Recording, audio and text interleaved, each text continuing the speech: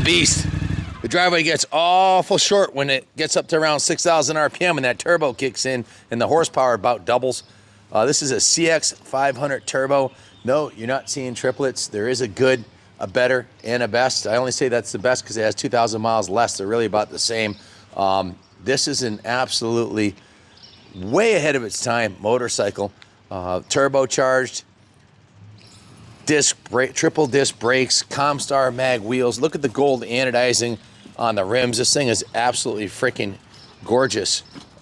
Very rarely do you see these out on the road anymore. I go to Daytona, I go to Laconia, I go to a lot of big rallies. You just don't see these. Most of them have been squirreled away by collectors, as were these three right here. These were in the John Mahey collection for a couple decades. John had been collecting some classic vintage Hondas as part of his retirement collection, I guess. And him and his wife are downsizing, sold their big house, and didn't have the garage storage space, so called me up. Actually, I met him down in Daytona at Bike Week and says, Ken, I got a collection of Hondas. I want to sell the whole thing. I saw him on the way home. We made a deal. I bought the whole collection. Here they are. This thing is super comfortable, super smooth. It's rare, original condition, the original paint, the original seat cover, the original anodizing on the wheels. Just an absolutely gorgeous motorcycle. If somebody didn't know motorcycles and you told them it was a 2022, they would believe you. It looks like a new bike. It's really super clean. It runs excellent. It's just been serviced here. I'll grab the work order. I put it on the fender of this one here. And of course, I've got the clean title in hand. All of John's bikes had clean titles, and this one's no exception. So love it. It's kind of hard to sneak around and you know, with a giant turbo logo on the muffler. There's no secret at the stoplights what you're running, but yeah, clean title in hand, of course, and turbocharged V-twin 500. Very unique, futuristic look. That's why I said, you know, it looks like a new motorcycle, because it was way ahead of its time. These defined performance touring in the day. 5-speed 4-stroke V-twin turbocharged, and under 6,000 RPM, it feels just like a regular CX500, which is very, very smooth, comfortable, relaxing ride. But once the turbo kicks in, I was doing 65 miles an hour in second gear, and I was like, well, around town, I guess you only need 2 gears. What am I going to do with the other 4? Because when that turbo kicks in, you're at 65 in a matter of seconds in second gear, and you still got 4 more gears to go. So it's just been detailed. We just steam cleaned, hand washed, polished, and buffed the whole thing. Super clean. All of John's bikes were undercover in his garage. He had them under sheets, actually, really soft sheets, and they didn't even get dusty. They looked like this when we pulled them out, pretty much. But we did detail them top to bottom. It's got fresh VP94 non-ethanol fuel in there. The fuel tank was drained, rinsed, inspected. The rear brake caliper was rebuilt with new seals, flushed and bled the brake system, has fresh Motul brake fluid, and then basically just cleaned it up, polished it.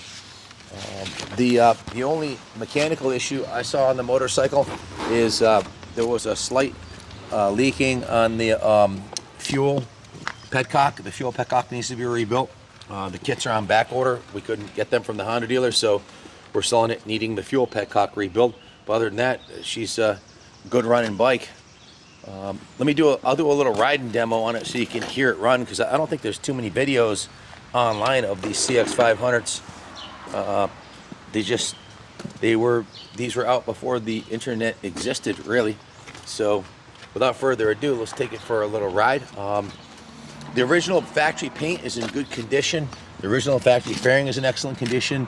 The turn signals, everything works on the bike as it's supposed to.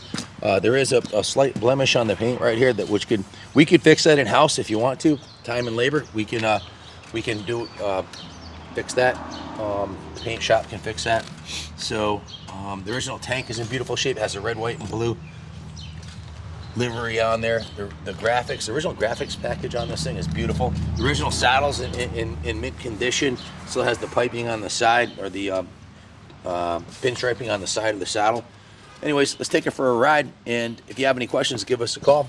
860-454-7024. We can finance through Freedom Road. We can ship the bike for you. We do take trade-ins.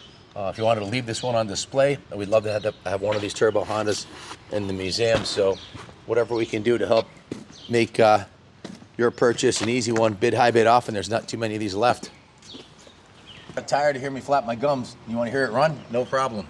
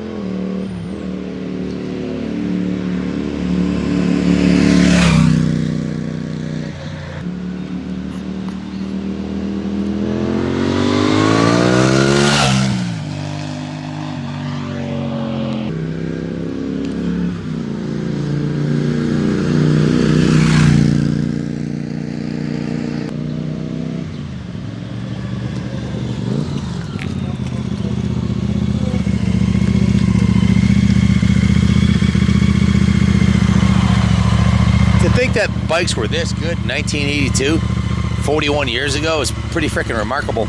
This thing is way ahead of its time, and pretty much was it who had the biggest technological skill set at the time. It was a contest between the four major manufacturers, and the Honda really hit it out of the park with this thing.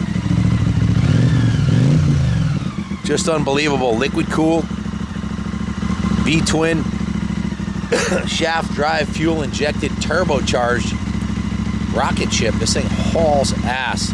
How'd it sound on the drive-by? Pretty good? Sounded pretty good. Once that turbo kicks in, man, she's gone. I think this is actually faster than the one with 10,000 miles on it. I'm not sure why. I know there's sometimes bikes when they break in, they run a little bit better. I don't know, but this seems faster than the 10,000 mile one. They both shift and brake and perform, but this one hauls ass. So bid high, bid often. These don't come along very often. Fresh out of a private collection from a guy who's downsizing. So John Mahey, my friend John. Thanks, John. This thing's kick-ass. Hope you appreciate the video. Give us a call, guys, if you have any questions. If you want financing or shipping, we'll help you out. Thanks for watching. God bless.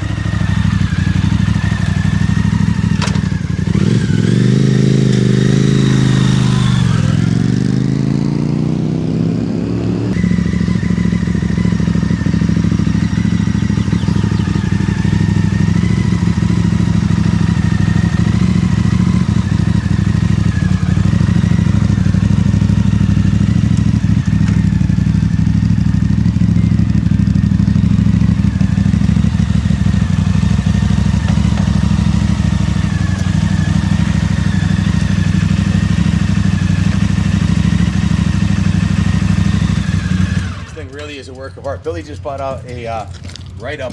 What can you tell us about it, Bill? Well, there's a lot to be said about the development of that motorcycle. At one point, Honda had 50 engineers at the same time working on the development of that engine. Wow. To support the turbo program. It was a big deal for them to go with electronic fuel injection and a turbo at the same time. It was a huge project, and I'm sure they lost their shirts on it, but they proved a point that they could make this motorcycle go fast as hell.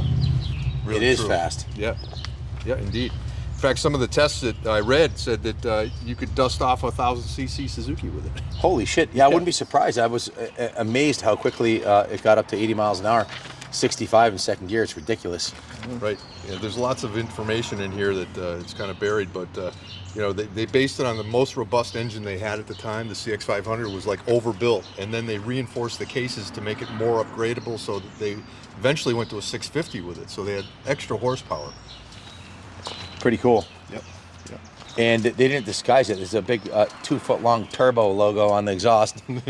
So I was just mentioning earlier, it seemed like a competition between the major four at that point on who had the most technological prowess. You know, They really worked it out, and they were trying. All the big four had turbos, and I think Honda was the most refined because they threw as much money as anybody did and more at this project. they'd done that with a couple other models where the one, I think it was a Honda Rune, they said it cost $120,000 each with for the amount they sold, with the amount of marketing they put in. They sold them for like $30,000 for like a fraction of what it cost. But it was almost like a marketing thing for them. That's right. That's probably what this was too, right? Right. It was a stubborn-headed a project to prove a point, I believe, and they did, and then some. And the styling too is like the pinstriping on the seat, the paint job, the metal flake on the paint job, the way the orange pops with the gold and the white and the silver. It's just a stunning piece. 41 years later, it doesn't look dated at all. In fact, it looks modern, which is pretty remarkable, isn't it? I mean, it really is.